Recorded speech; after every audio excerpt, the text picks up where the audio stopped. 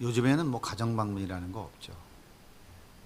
제가 초등학교 다닐 때만 해도 가정방문이라는 제도가 있었어요.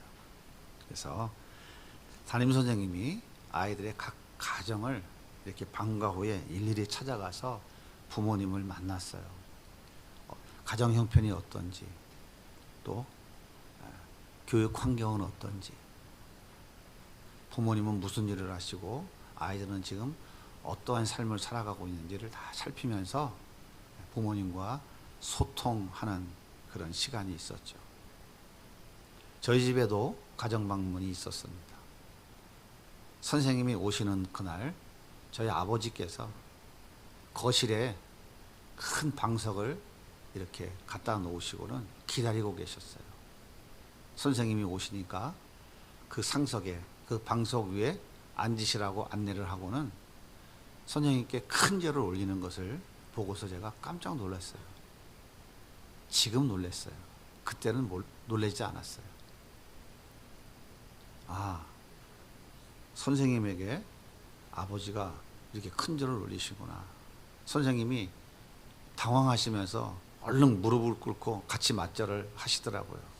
지금도 그 모습이 생생하게 기억이 납니다. 임금님이 행차를 하면 백성들이 길바닥에 엎드려서 큰 절을 올려서 임금님에 대한 이해를 갖추죠.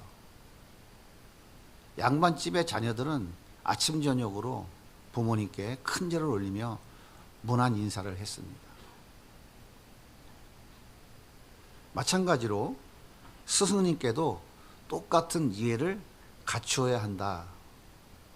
군사부 일체다. 이런 말씀을 자주 들었습니다. 선생님의 그림자도 밟으면 안 된다. 이런 말씀도 많이 들으면서 어릴 때 컸던 것 같아요. 학교에 가서 선생님 말씀을 안 듣거나 또는 말대꾸하거나 하면은 큰일 나는 줄 알았어요. 상상도 못할 일이었습니다. 숙제 안 해왔다고 추운 겨울에 자막대기로 발바닥을 맞아도 집에 와서 엄마, 선생님한테 맞았어. 그런 얘기 말도 못 꺼냈어요. 당연한 줄 알았어요. 그런데 오늘날은 달라도 너무너무 다른 것 같습니다. 여러분, 사진 한 장을 우리 같이 볼까요? 한번 좀 보여주세요. 여러분, 뉴스를 통해서 보셨죠?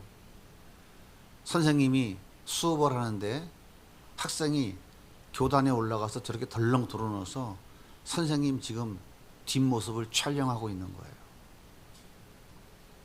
그런데 아무도 제지하지 않고 있어요. 이 선생님도 체념한 듯 그냥 무시하고 계속 수업을 해가고 있는 것이죠. 그런데 다른 학생들은 또 어떻게 하고 있을까요? 다음 사진.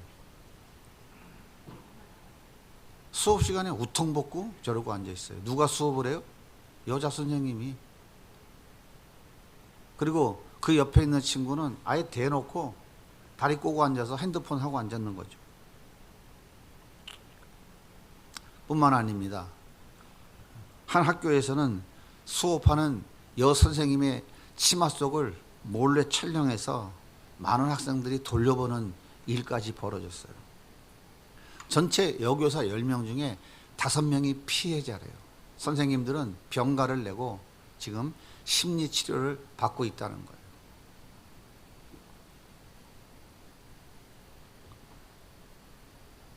뿐만 아니라 초등학생이 반에서, 교실에서 농구공으로 놀고 있는 아이를 그렇게 하면 안 된다고 제지하니까 이 아이가 선생님을 때려서 폭행하는 일도 벌어지고 있어요. 왜 오늘 우리 사회에는 이런 일들이 이렇게 수없이 일어나고 있을까요? 참 도저히 일어날 수 없는 일들이 버젓이 당연한 듯 일어나고 있는 것이죠. 시간 관계상 지금 짤막한 내용만 소개해드렸죠. 너무나 많습니다.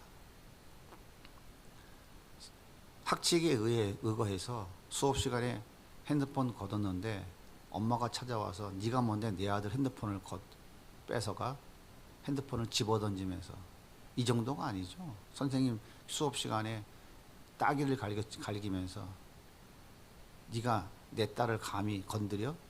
이런 일들이 수없이 많이 일어나고 있는 거죠. 오늘 본문에 보면 엘리 제사장에게 두 아들이 있었어요. 큰 아들의 이름은 홈니였고 작은 아들은 비느하스였습니다. 제사장은 세습제이기 때문에 두 아들도 제사장이었어요.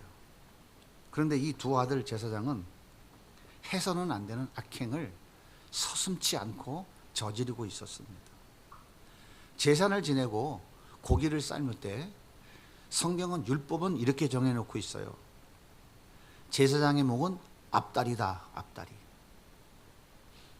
그러니까 고기를 삶으면 앞다리만 갖다가 제사장이 자기의 먹을 수 있는 목인 거예요. 그런데 홈니와 비느하스는 삼지창 아시죠? 포크, 큰 포크를 갖다가 가마솥에 갖다 푹 찔러가지고 걸리는 대로 아무거나 가져가서 뜯어 먹은 거예요. 제사를 지내고 나서 제물에 붙어있는 기름은 전부 하나님 것입니다. 다 발라서 번제단에 태워서 드려야 되는 거예요. 그런데 기름을 바르기도 전에 찾아와가지고 나 고기 구워 먹고 싶으니까 갈비 좀, 삼겹살 좀 뜯어가야 되겠어. 목살 좀 가져가야 되겠어. 갈비 좀 가져가야 되겠어. 자기들 마음대로 먹고 싶은 부위를 잘라 가는 짓도 서슴지 않고 저질렀어요. 뿐만 아니라 성막에서 수종 주는 여자들을 겁탈하는 짓도 서슴지 않고 자행했습니다. 제사장이 생명처럼 지켜야 될 가장 중요한 것은 뭐냐면 거룩이에요. 거룩. 구별된 삶. 죄와 피열하게 싸워야 되는 삶이에요. 그런데 상상할 수 없는 짓을 자행하고 있었던 것이죠. 이건 문제가 아니라 정말 보통 심각한 문제가 아닙니다. 그런데 더 큰 문제가 있어요. 그 더 큰 문제는 뭐냐면 아버지 엘리 제사장에게 있었던 거예요. 오늘 말씀 2장 23절과 24절을 같이 한번 읽어보겠습니다. 그들에게 이르되 너희가 어찌하여 이런 일을 하느냐? 내가 너희 악행을 이 모든 백성에게 듣노라. 내 아들들아 그러지 말라. 내게 들리는 소문이 좋지 아니하니라. 너희가 여호와의 백성으로 범죄하게 하는도다. 백성들은 홈니와 비느하스가 하나님의 저주받아 죽을 짓을 하고 있다고 저거 못하게 해달라고 지금 외치고 있는데 아버지 엘리는 뭐라고 그러냐면은 얘들아 좋지 않은 소문이 들리는구나. 니들이 어떻게 처신을 하길래 그래? 처신 좀 잘해라. 이렇게 타이르고 있다라고 하는 거예요. 생각해 보세요. 다른 사람도 아니고 제사장이 하나님께 드리는 제사를 멸시하고 하나님께 드리는 제물을 가로채고 성막에서 수종드는 여자를 겁탈하고 있는 온갖 죄를 저지르고 있는데 고작 한다는 짓이 아들아 그러면 안 되느니라. 알았지? 그렇게 한마디 하고 아들이 지금 가지고 온 횡성 2+, 이해가 되시죠? 그거 지금 구워가지고 아들하고 같이 뜯어먹고 앉았는 거예요. 아버지 등심 괜찮죠? 아버지 갈비살 맛이 어때요? 고기는 앞다리살은 퍽퍽해요. 퍽퍽해. 근데 갈비살, 목살 맛있잖아요. 기름기가 잘잘 흐르고 삼겹살이 있으니 삼겹살 맛있잖아요. 그거 뜯어먹고 앉았다 이 말이에요. 이걸 어떻게 이해해야 될까요? 이걸 지금 어떻게 이해해야 돼요? 내 자식은 절대 그런 짓 할 나쁜 놈이 아니야. 엘리는 지금 그렇게 생각하고 있는 거예요. 교실에서 수업하는 여선생님의 치마 속을 몰래 촬영하는 놈이 나쁜 놈입니까? 좋은 놈입니까? 나빠도 보통 나쁜 놈이 아니죠. 이건 학생이 할 수 없는 짓입니다. 그런데 아들 어쩌다 그랬어? 그러지 않으면 안 되지. 그렇게 말하는 것과 뭐가 다릅니까? 선생님을 폭행해서 진단 3주를 받게 한 아들에게 우리 아들 잘했어. 터지고 다니는 것보다 패고 다니는 게 낫지. 그런데 조금 심했다 야 3주 가보니. 그것과 뭐가 다릅니까? 이것이 정말 진정 자녀에 대한 부모의 사랑인가요? 이것은 어긋나도 보통 어긋난 사랑이 아닌 거예요. 엘리가 정말 자기 자식을 사랑한다면 아버지로서의 책임을 져야 돼요. 책임을 다해야 됩니다. 그 책임이 뭡니까? 홈리와 비나스 두 아들 제사장직에서 파면시켜야 되는 거 아닙니까?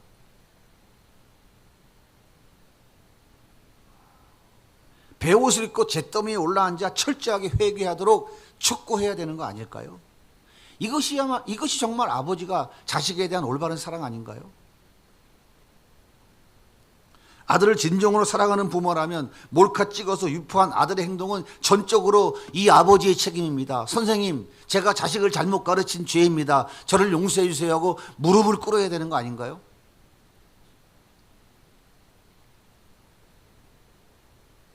학교에서 퇴학 조치를 취하기 전에 죄송합니다. 저희 아이 학교 안 보내겠습니다. 이것이 옳지 않을까요? 그런데 뭐라고 그래요? 내 아들은 절대 그런 애가 아닌데 잠시 실수한 거지. 애들이 그럴 수도 있잖아. 선생님이 너무 심하게 방황하는 거 아니야? 학교가 이거 너무 하는 거 아니야? 그래, 내 자식을 건드려? 나랑 한번 해볼래?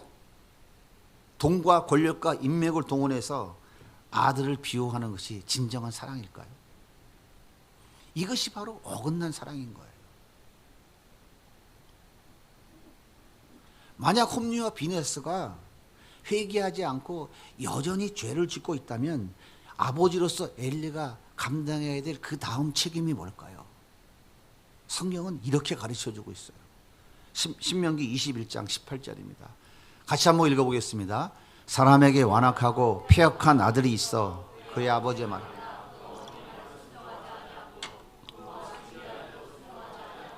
그의 부모가 그를 끌고 성문에 이르러 그 성읍 장로들에게 나아가서 그 성읍 장로들에게 말하기를 우리 이 자식은 완악하고 패역하여 우리 말을 듣지 아니하고 방탕하며 술에 잠긴 자라 하면 그 성읍의 모든 사람들이 그를 돌로 쳐 죽일지니 이같이 내가 너희 중에서 악을 제하라.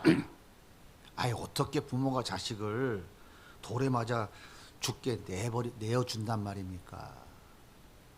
이거 너무한 거 아닙니까? 너무한 거예요? 너무하지 않은 거예요? 맞죠? 부모가 이거 쉽게 할 수 있겠어요? 이런 부모가 있습니까? 그런데요, 아들이 장로의 판결을 받고 돌에 맞아 죽으면 그 죄에 대한 대가를 치른 거예요. 대가를 치렀다는 것은 죄 용서를 받았다는 것입니다. 만약 그렇게 하지 않고 하나님이 직접 던진 돌에 맞으면요 영원히 죽어야 됩니다. 성경은 지금 그걸 가르쳐 주고 있는 거예요. 눈에는 눈, 이에는 이, 율법으로 쳐서 죽이라고 하는 얘기가 아니고 그렇게 죄 사함을 받으면 하나님이 던진 돌에 맞아서 영원한 죽음을 죽지 않는다. 아버지야, 너 책임을 져라. 네가 아버지의 책임을 감당해야 된다라고 가르쳐 주고 있는 거예요. 제가 초등학교 때 숙제 안에 가면요 선생님이 대나무 자로 손바닥을 때렸어요. 겨울엔 발바닥을 때렸어요. 제가 왜 이걸 자꾸 강조할까요? 제가 맞아봤으니까 알아요. 구구단 틀리면은 겨울에 발바닥 내 하고 바닥 딱 때리면 얼마나 아픈지 아지만 맞을 때는 아프고 무섭지만 맞고 나면 마음이 홀가분해요. 찝찝해요. 다 맞아보셨구만. MZ들은 몰라. 지금 대답 안 해. 느수구리들 베이비 세대들은 다 알지. 숙제 안에 가서 맞고 나면 속이 후련하지. 그때는 조마조마해가지고. 그래서 옛날에 이런 말도 있잖아. 매도 먼저 맞는 게 낫다고. 그럼 뭐야? 용서 빨리 받는 거잖아요. 매 맞으면 내가 지은 죄에 대해서 용서가 된 거잖아요. 그 다음부터 어떻게? 나 자유 얻었네. 너 자유 얻었네. 아이고 할렐루야. 그러니까 20명이 맞는데 빨리 맞으면 19번 시원하잖아. 근데 20번째 맞으면 19번 불안한 거야. 그러니까 여러분 어길 때 여기 주사 맞아요. 주사. 예? 이거 맞을 때도 어떻게 애들이 막 피하고 안 맞는다 그러죠. 50명, 70명 다 맞을 때까지 불안해. 근데 제일 먼저 가서 맞고 나면 시원해. 그다음부터 아이 별거 아니네 이러면서. 생각해 보세요. 장로들에 의해 죄의 대가를 치르고 하나님 용서를 받는 것이 나을까요? 아니면 아들이 하나님의 심판을 받고 영원한 저주 가운데 떨어지도록 그냥 두는 게 나을까요? 하나님께 용서받는 것이 100배, 1000배, 10,000배 비교할 수 없이 좋은 것이죠. 그렇다면 아버지가 자기 책임을 감당해야 되는 거예요. 이것이 진정한 자식 사랑인 것입니다. 하와가 선악과를 따먹었을 때 당신 왜 하나님 말씀을 거역했어? 반드시 죽으리라고 하신 하나님의 말씀이 우습게 여겨져? 우리 큰일 났어. 여보, 무릎 꿇읍시다. 하나님 앞에 빨리 회개합시다. 하나님의 무서운 진노가 임하기 전에 우리가 먼저 회개합시다. 이것이 아담이 남편으로서, 아버지로서 감당해야 될 책임인 거예요. 그런데 아담은 당신이 만들어준 여자 때문에 내가 먹었어요. 왜 만들어줘서 먹게 만들어 죄 짓게 만드는 거예요? 그 책임을 하나님께 다 던져버렸어요. 그 결과가 무엇입니까? 반드시 죽는 것이에요. 에덴 동산에서 쫓겨나고 말았던 거예요. 에덴 동산에 쫓겨났다는 것은 하나님과의 관계가 단절되어진 것이고 하나님께서 공급해 주신 은혜와 축복의 모든 것들이 다 막혀버린 것이에요. 그때부터 저주와 고통의 삶이 시작된 것입니다. 하나님은 아버지로서의 자기 책임을 회피한 엘리 제사장에게 이렇게 경고하십니다. 사무엘상 2장 25절입니다. 우리 같이 읽어볼까요? 그러나 그들은 자기 아버지의 권면을 듣고도 그 말에 귀를 기울이지 않았다. 이것은 여호와께서 이미 그들을 죽이기로 작정하셨기 때문이다. 죽이기로 작정하셨대요. 그냥 바로 죽이면 되지 뭘 또 죽이기로 작정을 해요. 왜 그렇게 말씀하셨을까요? 하나님은 엘리에게 아버지로서의 자기 책임을 감당할 기회를 다시 주신 거예요. 다시 말씀드리면 하나님은 엘리의 어긋난 사랑을 돌이킬 수 있도록 기회를 주신 거예요. 하나님 왜 자기 책임을 회피한 아담과 하와에게 가죽 옷을 입혀주셨을까요? 왜 아담을 바로 죽이지 않고 930년 동안 살게 내버려 두셨을까요? 왜 여자의 후손을 통해 구원해 주신다고 약속하셨을까요? 돌이킬 수 있는 기회를 주신 거예요. 돌이킬 수 있는 기회를 잃어버린 엘리와 그 두 아들은 어떻게 되었을까요? 사무엘상 3장 12절 같이 읽겠습니다. 내가 그의 집을 영원토록 심판하겠다고 금하지 아니하였음이라. 그러므로 엘리 집의 죄악은 제물이로나 예물로나 영원히 속죄함을 받지 못하리라 하였느냐. 분명히 기회를 주셨음에도 불구하고 엘리는 아버지의 책임을 끝까지 감당하지 않았어요. 그랬더니 하나님이 내가 너에게 말한 대로 드디어 이제 심판을 진행하겠다라고 말씀하신 거예요. 사무엘상 4장 11절 같이 읽습니다. 시작. 하나님의 계명은 빼앗겼고 엘리의 두 아들 홈리와 비나스는 죽임을 당하였더라. 벗게 앞장세워 가면 전쟁 이길 줄 알고 나갔다가 벗게도 뺏기고 두 아들 다 죽었어요. 두 아들이 죽었다는 소식을 듣고 의자 위에 앉아있던 엘리 제사장이 꼬꾸라져서 목이 부러져 죽었습니다. 사무엘상 4장 18절입니다. 하나님의 괴를 말할 때 엘리가 자기 의자에서 뒤로 넘어져 문 곁에서 목이 부러져 죽었어요. 하나님 말씀대로 하셨어요. 여기서 하나님의 징계가 끝났을까요? 사무엘상 2장 29절 같이 읽겠습니다. 보라, 내가 내 팔과 내 조상의 집 팔을 끊어 내 집에 노인이 하나도 없게 하는 날이 이를지라. 내 집에 영원토록 노인이 없을 것이며 내 집에서 출산내는 모든 자가 젊어서 죽으리라. 무슨 얘기냐면 엘리 가문의 아들들이 결혼하면은 그냥 애 한둘 낳으면 요절해서 다 죽는 거예요. 생각해 보세요. 몇 살 때 애기 납니까? 고대 사회에 13살, 14살, 15살이면 애기 나요. 그리고 남편이 다 죽어. 그럼 그때부터 과부요. 집안에 과부가 득실득실하니까 그 집안이 얼마나 음란의 영이 창궐했겠어요. 생각만 해도 소름이 돋지 않습니까? 이 집안이 무슨 집안이라고? 제사장 집안이라니까요. 영적으로 가장 깨끗하고 거룩해야 될 집안에 엉망진창 소름 끼치는 일이 지금 그 속에서 벌어지고 있다는 얘기예요. 그런데 징계가 여기서 끝났나요? 아니에요. 다윗의 아들 아도니아가 왕이 되겠다고 반역을 모의할 때 여기 누가 참여했냐면 엘리의 후손인 아비아달 제사장이 여기에 참여를 했어요. 자, 열왕기상 1장 7절입니다. 아도니아가 수리의 아들 요압과 제사장 아비아달과 모의하니 그들이 따르고 도우나. 근데 아도니아가 왕 되려고 하는 이 모반의 계획은 수포로 돌아갔습니다. 그리고 다윗은 솔로몬을 왕으로 세웠어요. 여러분, 왕으로 세움 받을 때에 기름을 누가 붓습니까? 제사장이 부어요. 그게 바로 대제사장이에요. 그러면 그 제사장의 기름을 그 솔로몬 왕에게 기름을 누가 붓습니까? 누가 부을 것 같아요? 아비아달이 부었을까요? 열왕기상 1장 39절입니다. 시작. 제사장 사독이 성막 가운데서 기름 받은 뿔을 가져다가 솔로몬에게 기름을 부으니 이에 뿔 나팔을 불고 모든 백성이 솔로몬 왕은 만세수를 하옵소서 하니라. 열왕기상 2장 27절입니다. 시작. 아비아달을 쫓아내어 여호와의 제사장 직분을 파면하니 여호와께서 실로에서 엘리의 집에 대하여 하신 말씀을 응하게 함이었더라. 말씀대로 이루어진 거예요. 사랑하는 여러분, 엘리의 모습은 누구의 모습인 것 같아요? 홈리와 비느하스 이 두 아들의 모습은 누구의 모습인 것 같아요? 아, 맞아. 저건 여기 버르장머리 없는 저거 박장로의 자식들일 것 같아. 아, 요건 저거 청권사의 자식들일 것 같아. 박장로 청권사 우리 교회 없잖아요.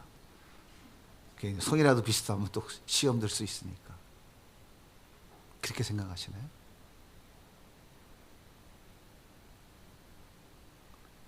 그게 바로 우리의 모습 아닙니까? 애들 밖에 나가서 한 대만 맞고 와봐. 엄마 아빠 가만히 있어? 저도 그랬어요. 제가 그랬다고요. 너 왜 맞고 나냐? 가서 패고 와 했더니 우리 큰아들이 가서 짱돌로 찍어 가서 대가리 깨고 왔더라고.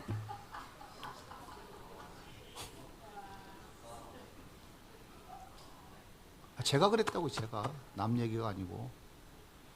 그래가지고 그 병원비 물어주고 치료해주고 지금도 친한 친구가 됐더라고. 엄마끼리 그 깨트린 것 때문에. 그 작은 아들은 이스라엘 가가지고 선빵 날려 코피 나면 이긴다는 아버지의 그 지엄한 뜻을 따라서 그 이스라엘 그 험한 곳에 가가지고 학교 짱하고 붙었는데 아빠 생각이 나더라는 거야. 아, 얼마나 가르쳤으면 그 생각이 났을까. 그냥 선빵을 내려 코피가 흘렸더니 이겼다는 확신이 딱 들더라는 거야. 코피가 나니까. 아, 아빠 말이 맞구나 해서 열심히 팼대요. 그래서 학교 짱이 딱 된 거 아니야? 다음날 그 터진 학교 짱이 집 앞에 와갖고 이름을 부르더래. 동구스. 동수가 안 돼갖고 히브리어로 동구스 그러더래. 나가봤더니 가방 줘. 그래 가방 메고 뒤따라오더래. 여러분, 이게 이스라엘 사람들의 처세술이에요. 그러니까 네가 내 자식을 때려? 핸드폰을 왜 뺏어가? 싸대기를 갈기고 핸드폰을 집어던지고 이런 짓도 자행하는 거예요.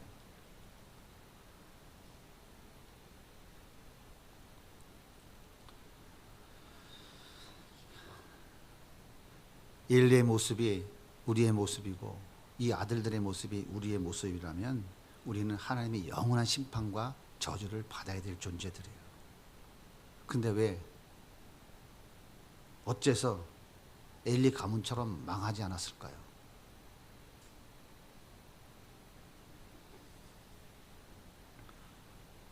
사랑하니까. 하나님이 우리를 사랑하시니까. 영원히 우리를 죽이고 싶으지 않으셔서, 그 가문을 다 진멸해서 박살내고 싶지 않으셔서 기회를 주시고 또 주시고 또 주시고 또 주셨는데 그 기회마저 다 포기하니까 하나님이 그 저주를 자기 아들에게 쏟아 부어 주신 거예요. 쏟아 부어 버리신 거예요. 그래서 그 아들을, 그 독생자를 이 땅에 보내셔서 십자가에 처참히 죽여버리신 거예요. 그래서 우리가 받아야 될 그 저주를, 엘리 가문이 다 멸망하는 이 저주를 우리가 받아야 되는데 하나님이 우리를 너무너무 사랑하시니까 그 예수님에게 다 그 저주를 쏟아 부으신 거예요. 하나님은 창세전에 선택한 자기 자녀를 살리고자 독생자 예수를 십자가에 내어주시는 아버지의 그 책임을 다 하신 거예요. 그래서 우리가 영원한 저주에서 영원한 생명을 누리게 된 것이죠. 이것이 바로 우리를 향한 하나님 아버지의 어긋난 사랑이에요. 말도 안 되는, 앞뒤가 안 맞는 사랑이죠. 어떻게 자기 아들을 죽여서 나를 살려줍니까? 이게 말이 되는 소리입니까? 인간의 어긋난 사랑은 자식을 폐륜하로 만들고 사회 부적응자로 만들고 극단적 개인주의자로 만들고 사회의 악으로 만들어가고 결국에는 가문이 멸망하고 영원한 죽음의 수렁에 떨어지고 말게 만들어버리는 거예요. 하지만 예수님의 그 어긋난 사랑은 그런 폐륜화, 그런 사회 부적응자, 극단적 개인주의자, 인간 말종, 사회의 악 없어져야 될 그 가문, 그 저주를 받아야 될 그들의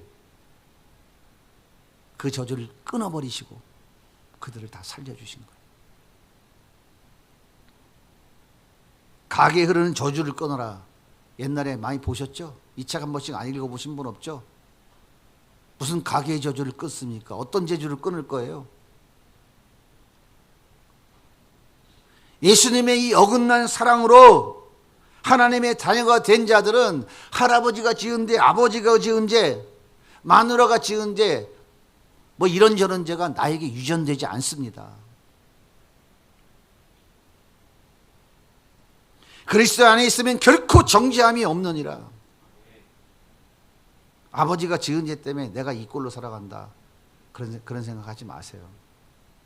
그게 바로 무당이 하는 짓이에요. 구원은 하나님과 나와 일대의 관계지 집단적 관계가 아니란 말이에요.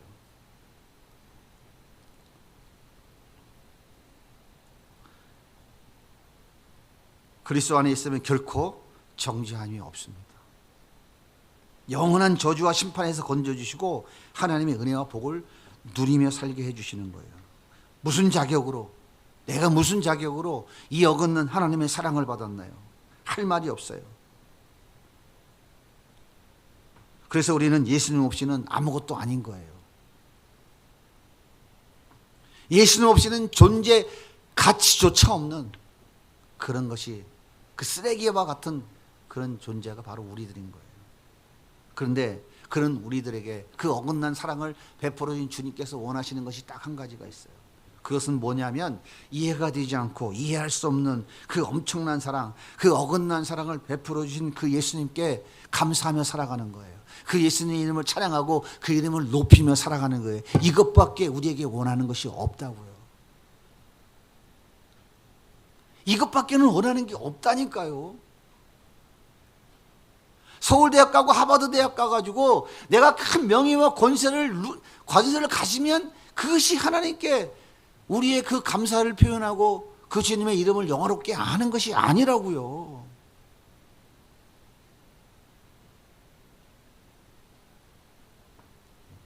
그러니까 교회에 병든 자, 가난한 자, 힘들고 어려운 자는 다 어디로 가버리고 없고, 그래도 뭔가 좀 돈 좀 있고 내가 살만하고 교회 가도 고개 좀 들고 다닐 수 있는 사람들만 교회에 오잖아요, 지금.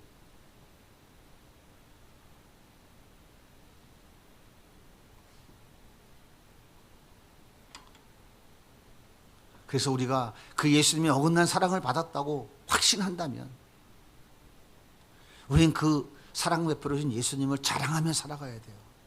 찬양하며 살아가는 거예요. 이것이 우리 신앙의 삶인 거예요. 그렇다면 엘리 제사장이 그 어긋난 사랑에서 끝까지 돌이키지 못했던 이유가 뭘까요? 그 이유는 다른 게 아니에요. 하나님보다 아들을 더 사랑했기 때문이에요. 왜 아담이 선악과를 받아 먹었을까요? 왜 하와가 따온 선악과를 받아 먹었을까요? 분명 하나님이 너 그거 먹으면 죽는다고 직접 말씀하신 걸 들었는데 아담이 그 선악과를 왜 받아 먹었을까요? 왜 먹었을 것 같아요? 신동호 집사 왜 받아 먹었을 것 같아요? 네?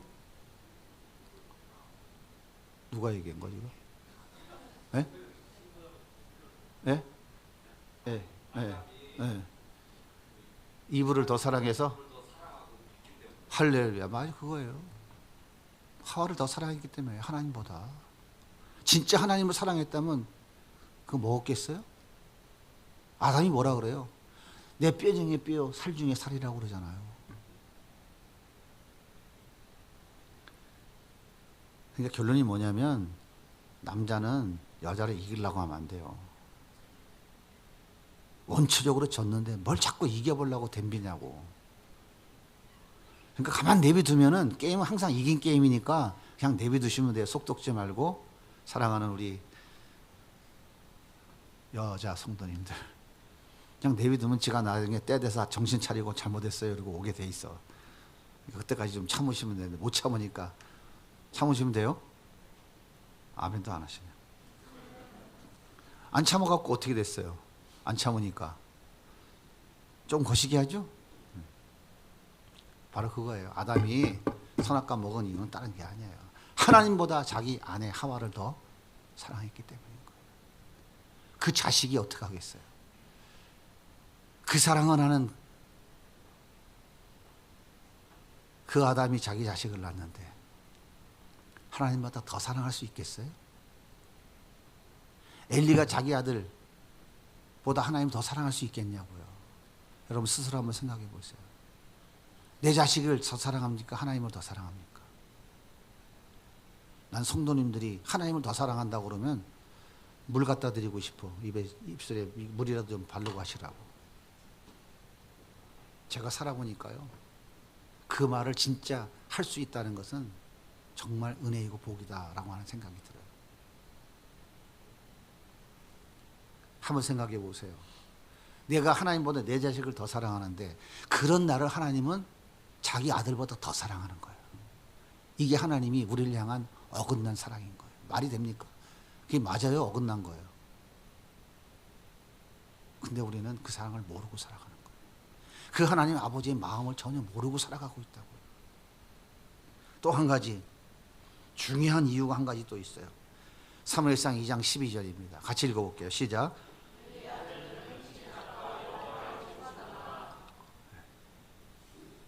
엘리의 아들들이 왜 여호와를 몰랐어요?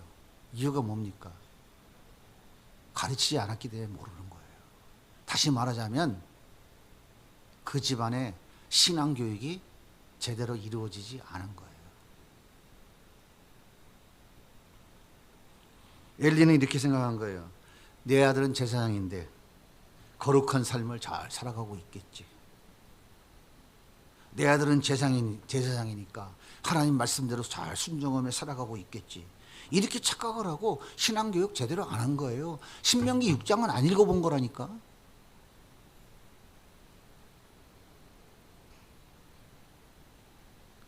모태신앙이라고 자랑하는 사람들의 특징이 있어요. 내 아들은 내 속에서부터 교회 다녔어. 유아세례도 받았어. 영어의 중고등부 열심히 예배 드렸거든. 요즘 봐봐. 성가대도 하지, 주일학교 교사도 하지, 찬양팀도 하지, 청년부 임원도 하지, 봉사도 얼마나 잘해. 다른 사람이 다 믿음 좋다고 칭찬하고 있거든. 근데 무슨 더 이상 신앙교육이 필요해요. 이렇게 착각하고 있다 이 말이에요. 이 모태신앙들, 죄송합니다만 제자훈련할 때 제일 힘든 인간들이 이 모태신앙 가졌다는 인간들이에요. 아주 율법에 쩔어가지고 자기는 모든 걸 다 잘해서 복 받고 잘 살고 있다고 착각을 하고 있는 거예요. 이게 쉽게 깨지지 않아요. 제가 20년 동안 경험한 거예요.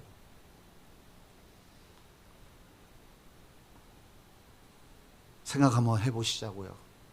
내 자녀보다 나는 예수님을 더 사랑하는지, 내 부모보다 예수님을 더 사랑하고 있는지.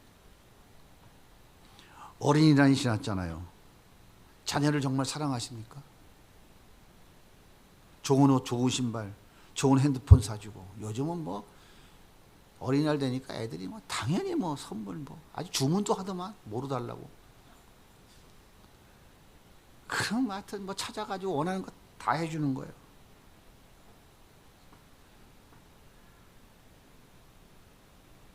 엄마, 학원 갔더니 선생님이 자꾸 뭐라고 그래. 더행복교실 갔더니 선생님이 자꾸 뭐라고 그래. 가기 싫어. 그래, 가지 마. 하기는 거기만 있냐?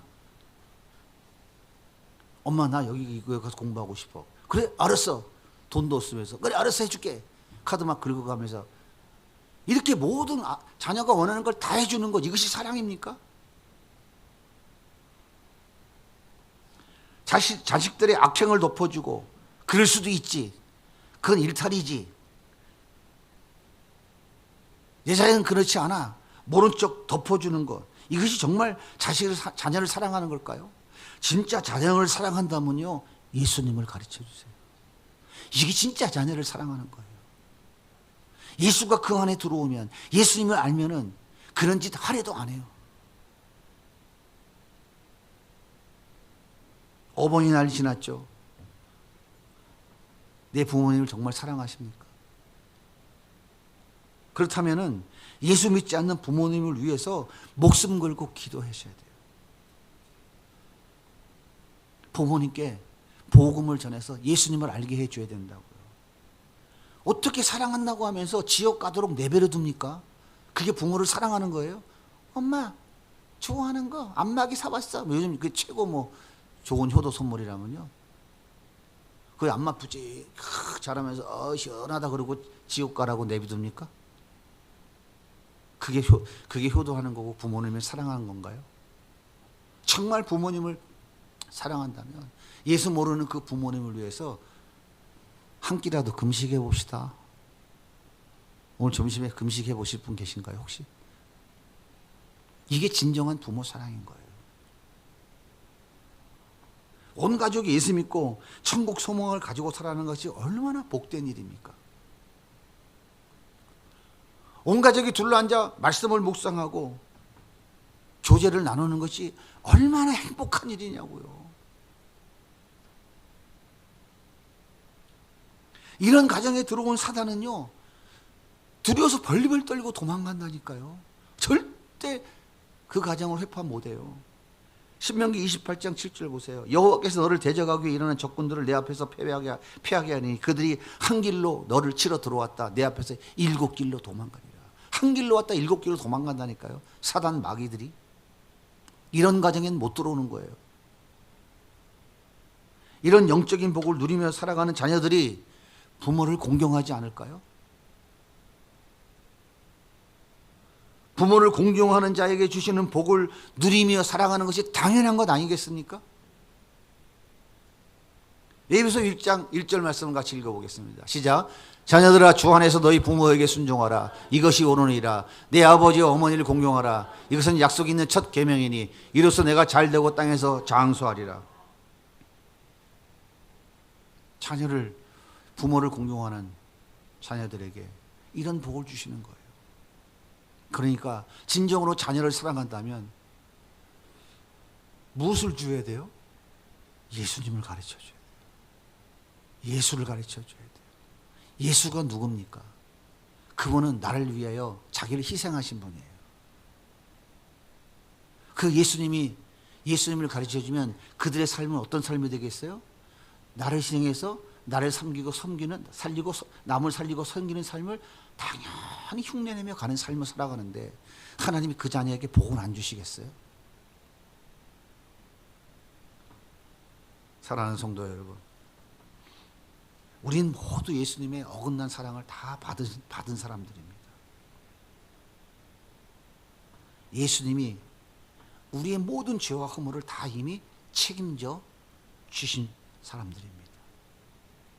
그래서 그 사랑을 우리는 마음껏 받아서 누리며 살아가는 사람이 되었잖아요.